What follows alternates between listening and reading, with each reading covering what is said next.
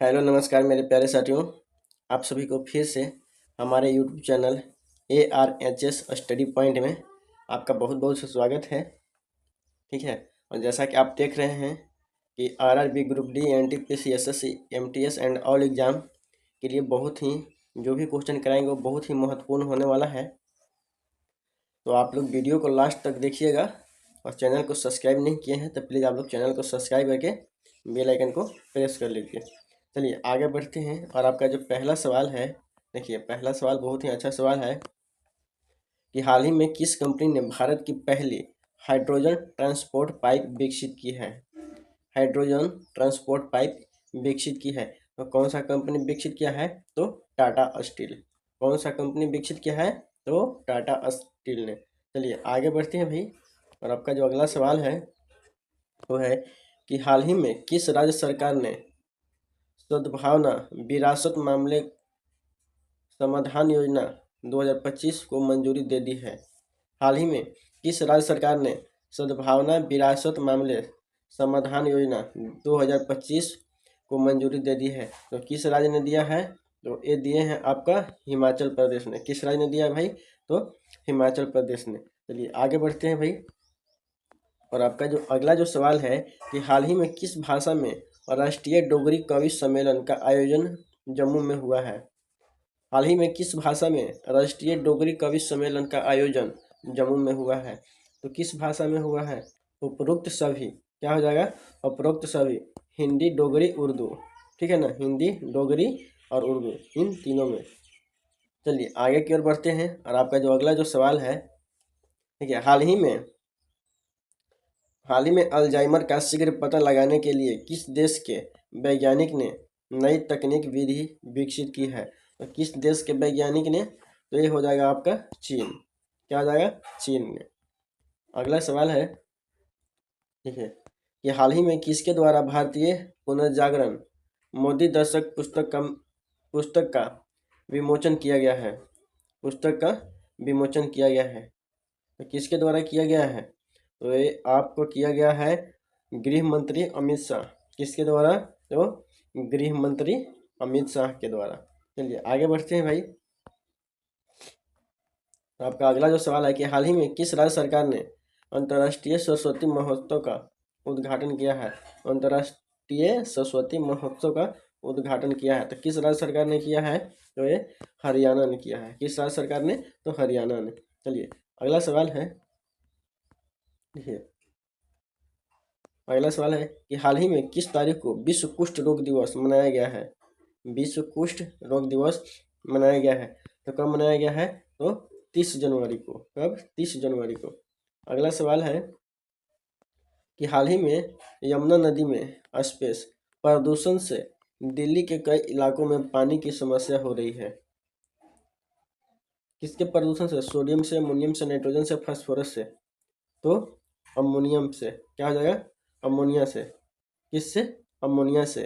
हाल ही में यमुना नदी में अमोनिया प्रदूषण, देखिए अमोनिया प्रदूषण से दिल्ली के कई इलाकों में पानी की समस्या हो रही है। किसके?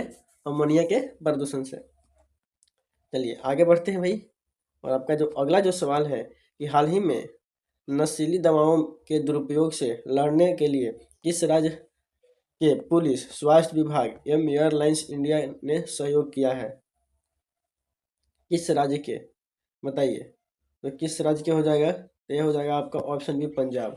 क्या हो जाएगा? ऑप्शन बी, पंजाब के। अगला सवाल देखते हैं। हाल ही में कहाँ प्रधानमंत्री नरेंद्र मोदी द्वारा भारत वर्ष 2025 महोत्सव का आयोजन किया गया है? नरेंद्र मोदी द्वारा भारत वर्ष 2025 का आयोजन किया गया है। तो दिल्ली में किया गया है। कहाँ पे किया गया है? तो दिल्ली में किया गया है। चलिए आगे बढ़ते हैं भाई। और अगला जो सवाल है वो है कि प्रति वर्ष किस तारीख को अंतर्राष्ट्रीय जेब्रा दिवस मनाया जाता है? अंतर्राष्ट्रीय जेब्रा दिवस मनाया जाता है। तो ये मनाया जाता है 31 जनवरी को। कब? 31 जनवरी को। अगला जो सवाल है, देखिए कि हाल ही में किसके द्वारा नई दिल्ली विश्व पुस्तक मेला 2025 का उद्घाटन हुआ है? तो किसके द्वारा हुआ है? तो ये हुआ है राष्ट्रपति द्रौपदी मुर्मू के द्वारा। ठीक है।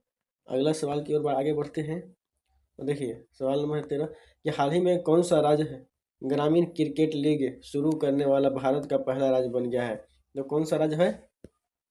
तो यह है आपका बिहार। क्या है? बिहार। अगला सवाल है 30 जनवरी 2025 को महात्मा गांधी की स्पेस पुण्यतिथि मनाई गई है। कौन सी? तो ये 77वीं पुण्यतिथि मनाई गई है। ठीक है, 77वीं। कि विश्व उपेक्षित उष्णकटिबंधीय रोग दिवस के अवसर पर इंडिया गेट को किस रंग से रोशन किया गया? तो किस रंग से रोशन किया गया? तो इसका सही जवाब हो जाएगा इनमें से दोनों, नारंगी और बैंगनी। ठीक है, नारंगी और बैंगनी दोनों रंगों से। चलिए आगे बढ़ते हैं। और आपका अगला जो सवाल है कि शुक्र ग्रह के कितने प्राकृतिक उपग्रह हैं? शुक्र ग्रह के कितने प्राकृतिक उपग्रह हैं बताइए, कितने हैं? तो एक भी नहीं।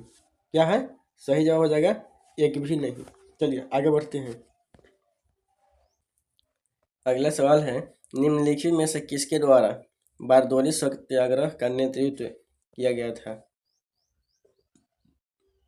किसके द्वारा किया गया था? तो सरदार पटेल के द्वारा। किसके द्वारा? सरदार पटेल के द्वारा। अगला सवाल की ओर आगे बढ़ते हैं। और आपका अगला जो सवाल है वो है कि निम्नलिखित में से कौन सी एक ग्रीन हाउस गैस नहीं है? कौन सी एक ग्रीन हाउस गैस नहीं है? तो है नाइट्रिक ऑक्साइड। क्या हो जाएगा? नाइट्रिक ऑक्साइड नहीं है। अगला सवाल देखते हैं। और देखिए कि निम्नलिखित में से कौन सा राज्य म्यांमार के साथ अपनी सीमा साझा नहीं करता है? कौन सा राज्य है जो म्यांमार के साथ अपना सीमा साझा नहीं करता है? तो है सिक्किम। कौन सा है? सिक्किम। आगे की ओर बढ़ते हैं। और आपका अगला जो सवाल है कि लोहे पर जंग लगना निम्नलिखित में से किस प्रकार की अभिक्रिया का उदाहरण है? लोहे में जंग लगना निम्नलिखित में से किस प्रकार की अभिक्रिया का उदाहरण है? तो किस प्रकार की अभिक्रिया है? तो रासायनिक अभिक्रिया है। ठीक है, आगे की ओर बढ़ते हैं। और आपका अगला जो सवाल है वह है कि प्रतिवर्ष किस तारीख को शहीद दिवस मनाया जाता है? प्रतिवर्ष किस तारीख को शहीद दिवस मनाया जाता है? तो कब? 30 जनवरी को। कब मनाया जाता है? तो 30 जनवरी को। चलिए आगे बढ़ते हैं भाई।